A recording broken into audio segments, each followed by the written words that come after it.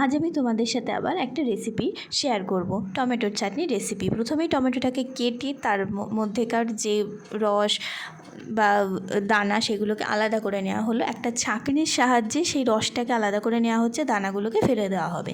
তারপর টমেটোর যে খোলাটা ছিল সেটাকে মিক্সিতে ভালো করে পেস্ট করে নেওয়া হয়েছে। পেস্ট করে নেওয়ার পর দেখো ভালো মতো মিক্সিতে করেছি বলে পেস্টও হয়ে গেছে। এরপরে যে রসটা আগে থেকে রেখেছিলাম সেটাকে মিশিয়ে দেওয়া হলো। এর মধ্যে কিন্তু কোনো জল অ্যাড করা হয়নি। তারপরে কড়াইতে তেলের মধ্যে 5 ফোড়ন, শুকনো লঙ্কা দিয়ে সেটাকে নাড়াচাড়া করে নেওয়ার পর তার মধ্যে থেকে আগে থেকে করে রাখা সেই পেস্টটা অ্যাড করা হয়েছে। পেস্টটা দেওয়ার পর তার মধ্যে থেকে পরিমাণ মতো নুন, হলুদ অ্যাড করে দিলাম। অ্যাড করার পর এর মধ্যে একটু নাড়িয়ে এবার আমি এর মধ্যে চিনি অ্যাড করব। চিনিটা আমি যতটুকু চাটনির পরিমাণ ছিল তার মতো পরিমাপ অনুযায়ী এর মধ্যে চিনিটাকে অ্যাড করেছি। তারপরে অন্যদিকে একটা শুকনো খোলায় 5 ফোড়ন, মৌরি, শুকনো লঙ্কা ভাজা হলো। ভাজার পর সেটাকে আমি দিয়ে দিয়েছিলাম ওইটার মধ্যে। তো সেটা আমার রেকর্ড করা হয়নি, তারপরে কিন্তু আমাদের রেসিপিটা রেডি হয়ে গেছে।